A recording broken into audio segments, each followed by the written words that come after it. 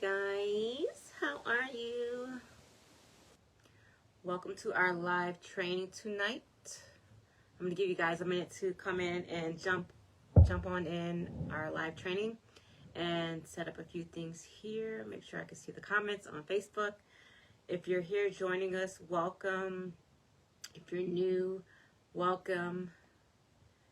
And let's see if the video is live. Refresh my screen.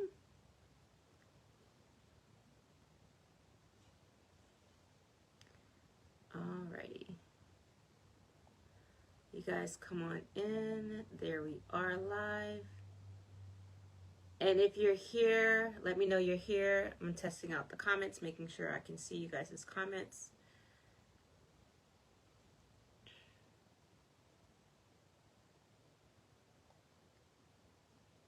Can you see? Okay, Christine. Hey, Christine. I can see. Perfect. All right. There may be a little lag, but, you know, technology and Facebook. So, let's see if I can maximize this here.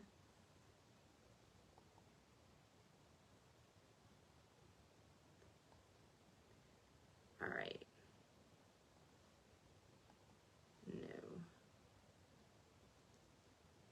No. Okay, that's fine. All right, you guys come on in. Hey, guys, hey. All right, so I'll leave this open here so I can see the chats as they come through, and there. Perfect. All right. Welcome, guys, to the training tonight. All right.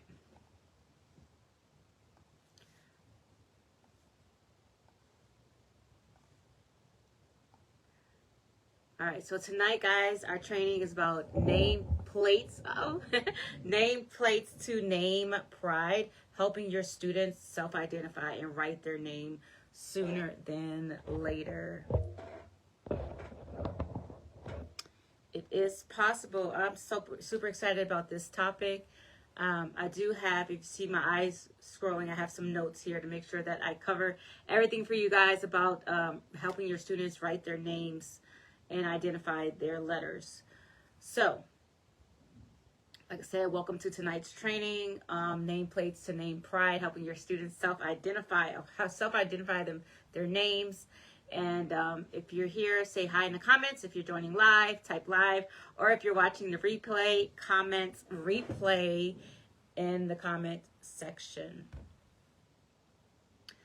So many of us, as you guys come on in, many of us struggle with getting our students to recognize the letters in their names and remember maybe the order that the letters go in, and forming those letters correctly. A lot of those letters that look similar get confused, okay? And there's ways to help your students tackle that task. So today we're talking about that head on.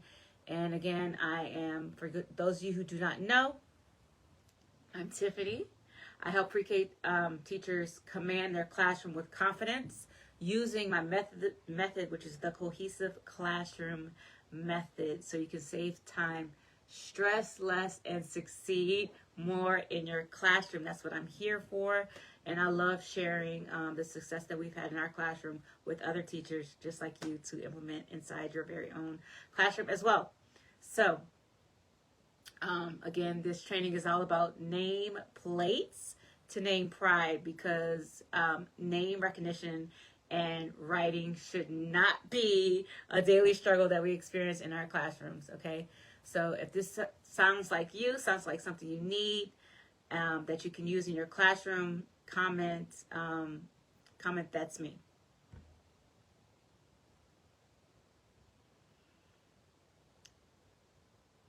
And if you're here, say hi in the comments. Oh, speaking of comments, let me go back here before we get started.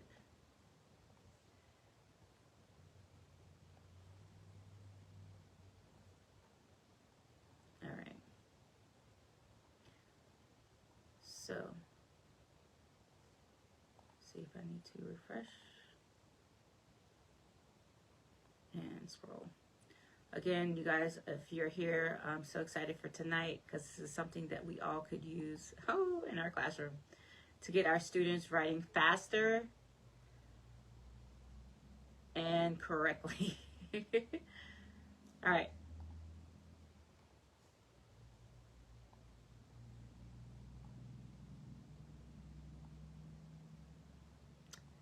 All right, so I'll go ahead and get started as you guys come on in and join.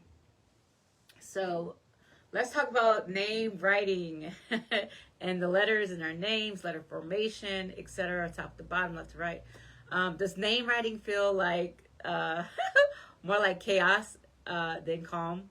Because you ask them to write their name. I don't know how to write my name. I don't know how to do letters. It's too hard. My name's too long. All the excuses, you hear that, right? So are you frustrated with your students who struggle with this? It's year after year. It's the same struggle over and over with the names. The name struggle is real, right, in our classrooms. So a lot of times teachers have their own reasons why they think that their students can't master their name writing in the period of time that they need to. Maybe maybe you think that, they need more hand strength, or maybe you think like they're too young to be able to write their name. And actually, that's a myth. I've worked with this every year with my students, and that does have a play into it, but is that the ultimate factor that they can't write their names correctly? No, it's not. So what you really need, guys, is this training to help you implement these tactics inside of your very own classroom. And I know this because I've been there year after year, up until this year as well. I've tried everything, and maybe you have as well tried everything, and then you got to the point to where maybe you lost hope, and then you just like, okay, they just can't get it, they're too young, or whatever excuse it may be, And that's not the excuse. It's the only thing we know, what we've tried in our classroom. We haven't been exposed to other things that we could use and implement into our very own classroom. So it wasn't until I discovered a new approach to use to tackle my students, and even this year, working with my new assistant, working with her, we were able to take our students from not being able to write their letters, forming their letters properly inside of their name, to now, we did it in December, we did a end of the year evaluation, right? They all could write their names, this is pre-K, 4 years old, 5 years old. That's the age group we work with. And every single one of them were able to write their name correctly. A couple of the letters were backwards, but for the most part, they all could write their name by themselves without looking at anything. That was the test that they had before Christmas break, before we left. I made sure that they all could write their names, and they can too in your classroom when you do these things, okay, inside of your very own classroom. And so what happens is when we think that, they lack hand strength, or parents aren't working with them at home, or maybe you think it's the parents' fault that they can't write their name.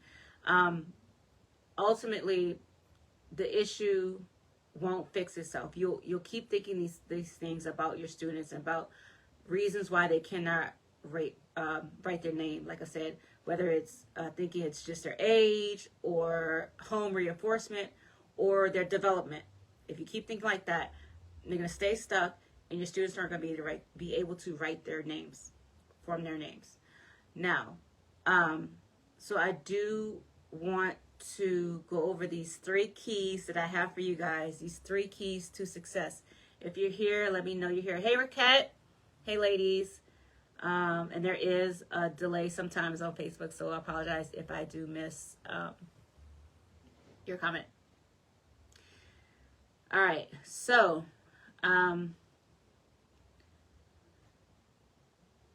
let's get started. So I came up with you guys for tonight's training 3 keys to success approaches you can use for your students in their classroom. All right. If you're ready for number one, comment number one in the comment section. I love you guys engaging. The more you engage, the more you'll get out of this training. Okay, not just this training, but all our trainings. I love engaging with you guys. I can give you feedback. I can, I just love interacting. Okay, so it's not just you that's struggling. It's not just me who used to struggle.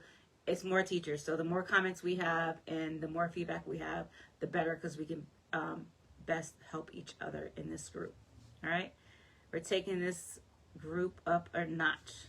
All right, number one. Briquette says number one. Jessica says number one. Christine says number one. I just got on, was working out. Okay. Welcome, ladies. Welcome. All right. So we're going to be discussing, again, if you see my eyes wandering, it's because I have notes and I want to make sure that I cover everything, because I can go on days and hours talking about pre-K. Okay, I do it to my parents and I'm like, oh wait, sorry, you got to go. All right. So to keep on track, I'm making sure I cover all my notes that I have for you guys. Cool beans, thumbs up in the comments. Let's go.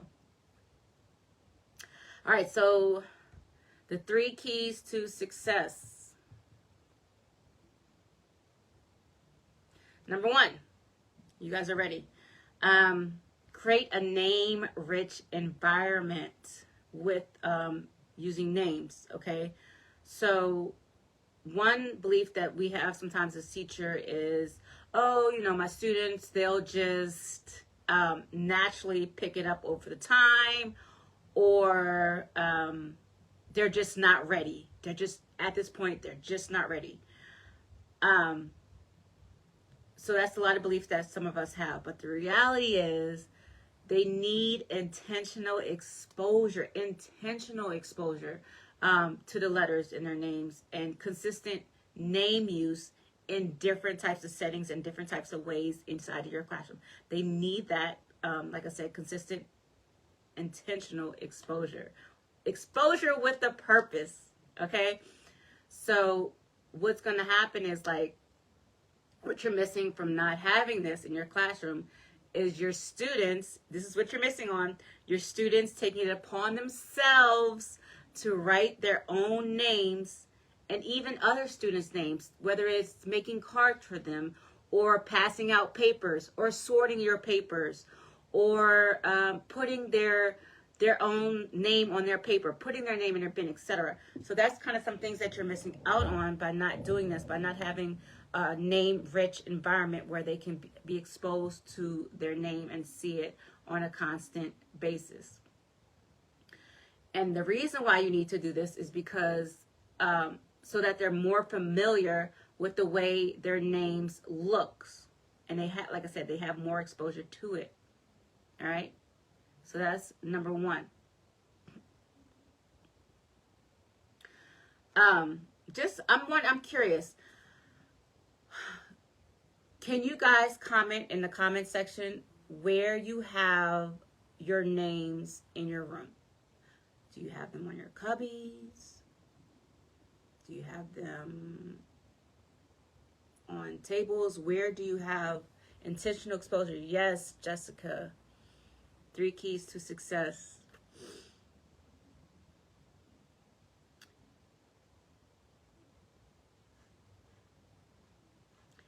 Where do you have your names displayed inside of your own classroom?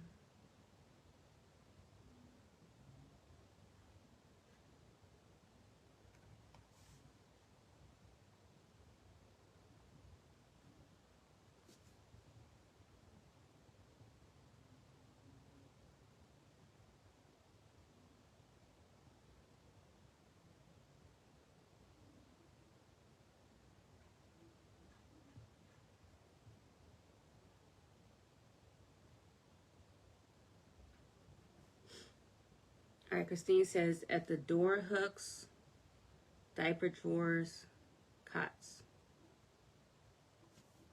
Raquette says chairs, cubbies.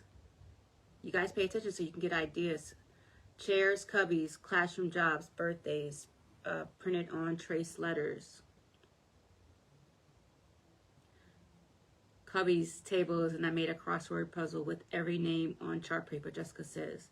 They sign in by finding their names each morning. Raquette says chairs, cubbies, classroom jobs, birthdays, printed on traced letters. So a lot of you guys have about the same. At the door, hooks. Christine says diaper drawers. All right.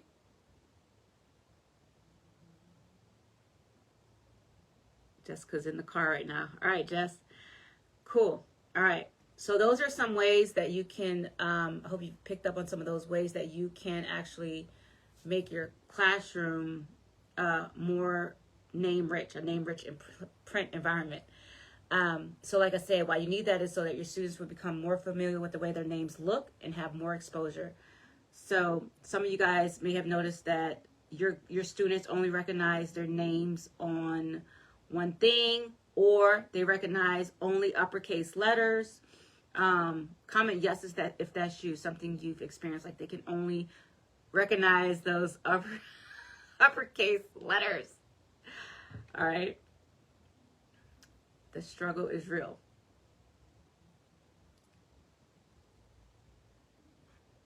So that was the first key to success. All right. Now, if you're ready for number 2, give me a number 2 in the comment section. Let me know that you're ready for the second key to success. Comment number 2.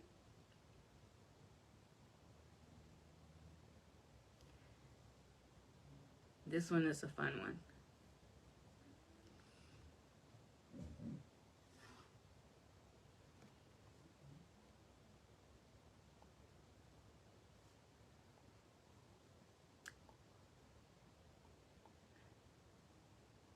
Give me a 2 in the comments.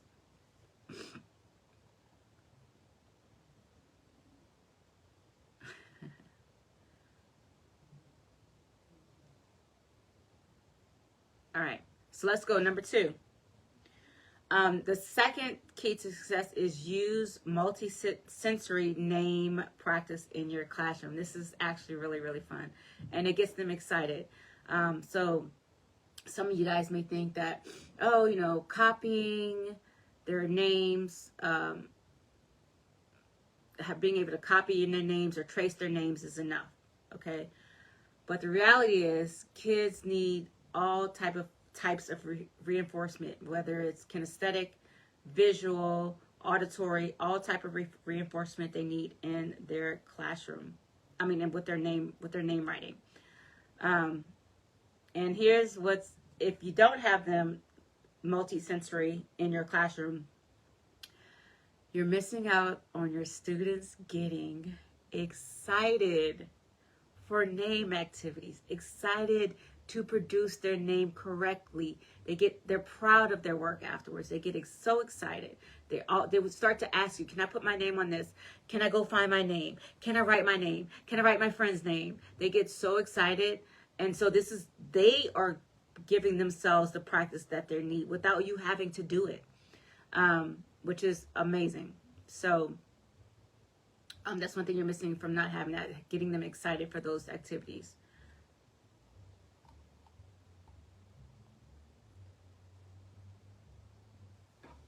Jessica, number 2.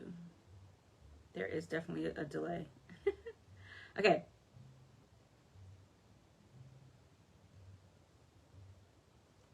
All right. So, here's why you guys should have the multi-sensory name practice. It gives them the practice they need for proper letter formation, and it gets them in the habit of proper letter order and letter recognition. Okay, so have you ever had your students struggle with letter order, the order of letters? Give me a raised hand in the comments if they struggle with letter order, backwards letters, writing them in the wrong top to bottom or left to right. They get that confused. Comment, give me a hand in the comments if that's you, if you've experienced that.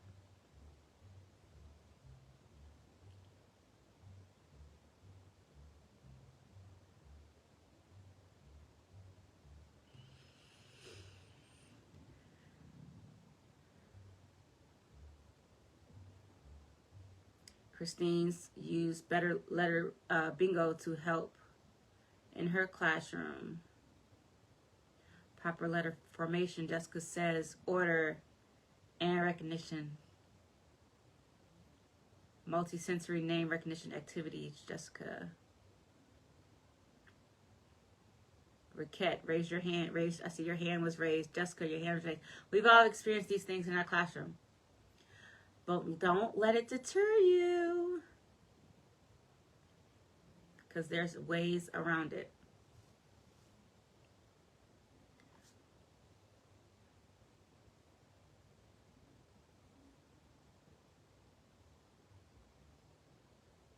All right. So, thank you guys for engaging. I see Sandra's here. Hi, Sandra. How are you? All right. So, who is ready for number 3? The third key to success.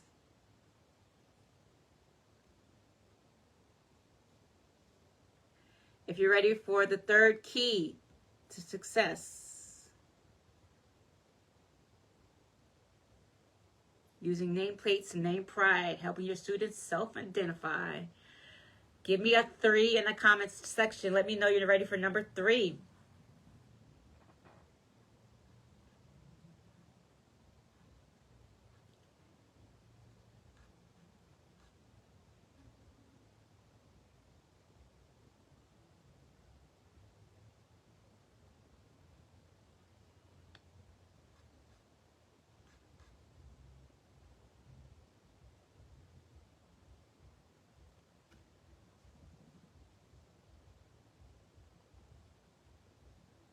All right.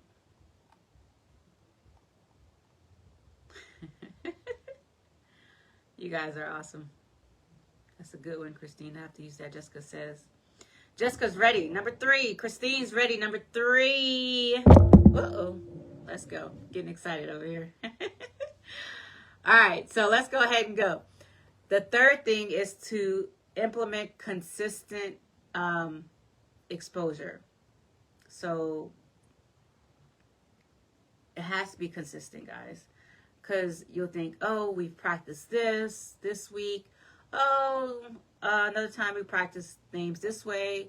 And then it's like, oh, we practice it again. And it's like, oh, they're not getting their names. It's because it's not consistent enough. It needs to be consistent enough so that they can actually get it. And without, if it's not consistent, without the structure, like having a structured way to teach them and have them practice, your students are going to stay stuck and they're going to be confused. Letters, there's a lot of similar letters. And then there's uppercase letters. And then there's lowercase letters. And then there's straight lines. And there's curved lines. And there's zigzag lines. And there's diagonal lines. So it can become confusing for them and frustrating if you're not consistent with it. Okay?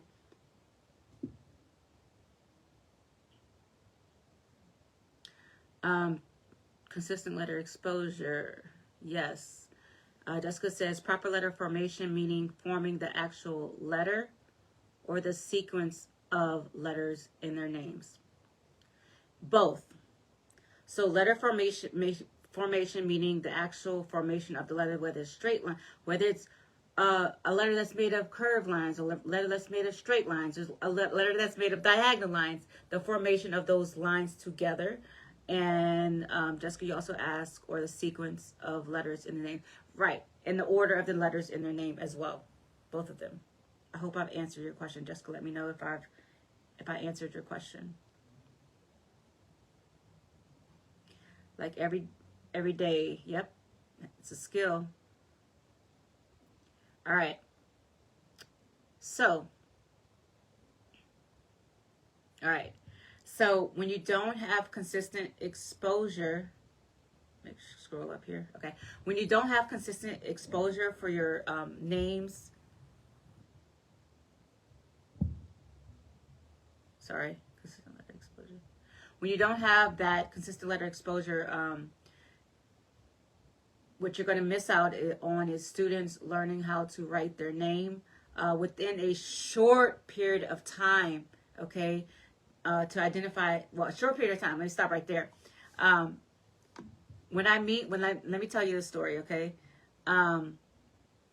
So this semester, students came in, couldn't write their name. Might have been one of them, maybe two out of 20, a class of 20, who could not write their name. I was on a mission. I said, by December, if not sooner, which it was, all of you guys are going to be able to write your first name. Start with the first name. We don't want to overwhelm them. It's a lot of letters. So we put them to the test and went through name writing, name recognition, letter formation, went through it all. By December, guys, they had it down pat, every single one of them. And I will say maybe one or two might have had a couple of letters backwards, but that was it. Other than that, every name was recognizable. You could read it from left to right. They were writing them from top to bottom, left to right. Letters were formed correctly. The right type of lines were being used. And this is what can happen in your classroom too when you implement these 3 strategies that I'm telling you now. Let me take a look at the comments. Gotcha. Thanks. You're welcome, Jessica.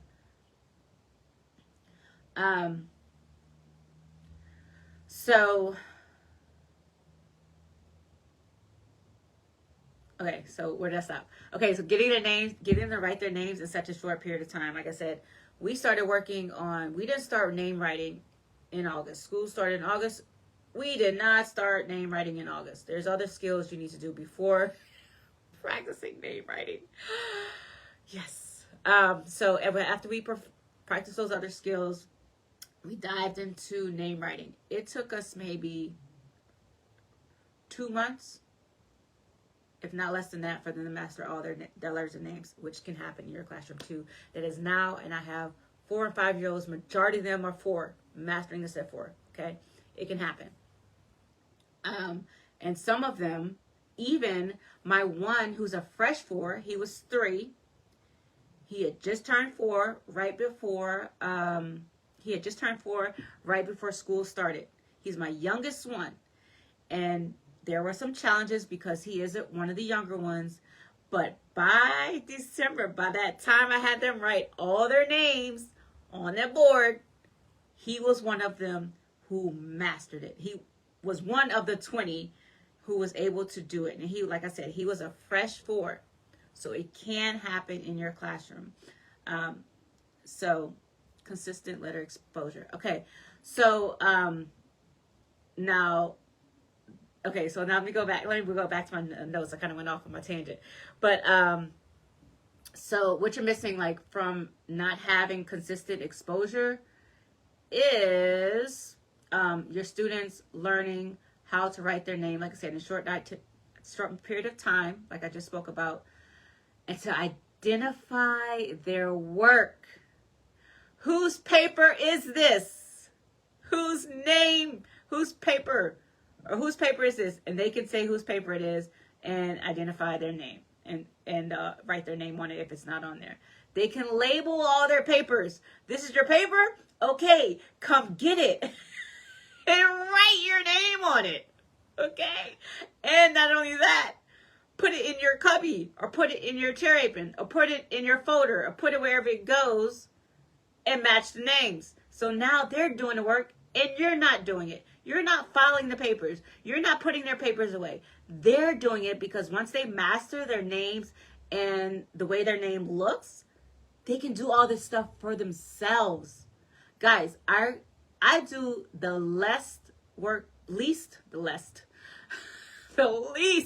work possible in my classroom because my students run the classroom, and yours can too, when you teach them these tactics inside your classroom. Anyway, let me go back to our training. Let me check the comments real quick.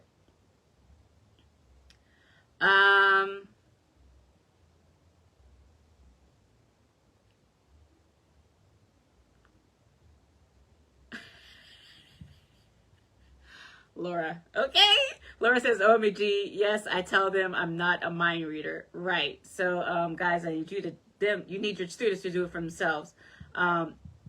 Raquette, it's a struggle in my class, but some of mine just turned 3, and some of my 4s can write it. Okay, yep. All right. Actually, let me refresh this.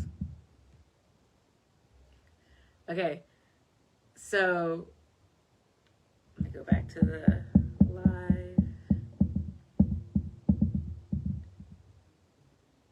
All right. I can't see it from my phone.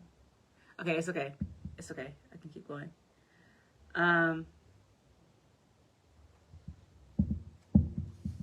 One second, guys. All right. That's good. Video. Yes. Okay. All right. So cool. All right. This is fun, guys. This is a fun one. All right. So, like I said, like I was before I went off my tangent, without a structured approach, your students are going to stay confused with all the things we discussed, all the type of letters and lines and etc. So you want them to be able to identify their work. You want them to label all their papers and activities and be able to file their own work away, and maybe get their own journals or put their own journals away, or just do everything for themselves by once you get them to master their names, learning them, writing them, spelling them, saying it. This will happen in your classroom, okay? So let me ask you this. Do you feel like you're constantly reminding your kids about letter formation, the backwards letters, the uppercase? Okay, that's uppercase. We're looking for lowercase. Do you feel like you're constantly reminding your students about this in your classroom? Comment, that's me. Because I know it's not just me that experienced this in my classroom.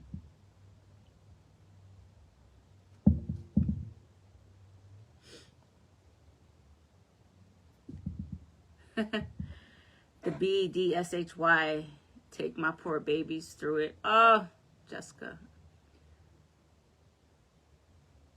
Yep. For the B, ball, B comes first. Laura says, yes, most of mine can identify their friends' names, but some can't write it. I'm like, how? Jessica says, that's good. You guys are amazing. And you've got this. You can do it. All right. So let me go ahead and recap for you guys the key takeaways that I have for you guys for tonight, right? So today we actually covered the 3 essential pieces to helping your students identify their names, okay?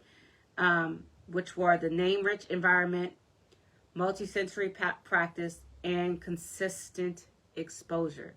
So these are the 3 things that most teachers are missing.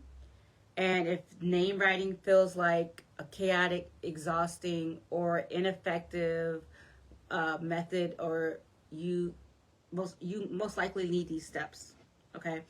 And this is actually one of the things that I teach inside of my program, which is the cohesive classroom method, so everything works together.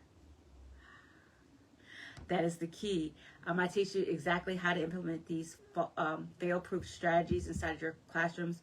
I help teachers save time, stress less, and succeed more inside of their own classrooms and have real progress, live progress in their classroom. So let me ask you this. How many of you want your students to identify and write their names with confidence, but feel like you've tried it all? Okay. If that's you, comment chat, or you can send me a private message. You can go ahead and do that.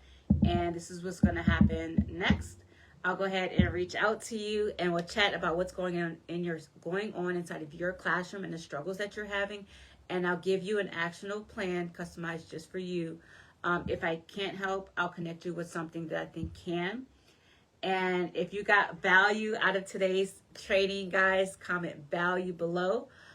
You can actually drop the pencil emojis if you're excited to implement these changes inside of your classroom. And I do want to thank you guys for joining me for today's training. And if you're ready to take the next step, you can comment mentor also, and I'll personally reach out. Jessica raises her hand. Laura said, wait. I love the comments. Laura says, off tangent, but can you do a training on how to get the kids, especially the lower level kids, tell you what they are doing in their centers? I certainly can. Yes, Laura. And whenever I get requests like this, I move them up to the top of my list. So I already made the calendar I already made the January calendar that's available for you guys to see. It may be pinned. It's if you scroll up on the page, the February calendar is made already for each topic for each week. So that one is already complete. So Laura, I will make that. That will go on the first week of March. So I definitely will add that, bump you up. I already have all topics for the whole year, but I'll bump you up and I will tag you in it. Does that work, Laura? Yay! Laura, thanks. And then value, you are awesome. Thank you, Laura, so much. That means a ton to me. My goal is to help other teachers not be able to struggle like I used to struggle inside of my own classroom. I had my wits end until I figured out these strategies to actually implement, and I've tested and tried inside my classroom. And here to share with you guys. All right, guys. Thank you guys for joining in tonight's training. And if you're ready, like I said, if you're ready to take the next step with me, comment mentor, and I'll personally reach out to you guys. Other than that, I will see you guys in our next training live, 7 p.m. Eastern Standard Time, inside of our private group for teachers, pre-K Tidbits playbook for classroom management. All right, guys. Again, if you're watching the replay, comment replay, and I love you guys. I appreciate you guys. Thank you for your time, and I will see you in our training next week. Good night. Bye.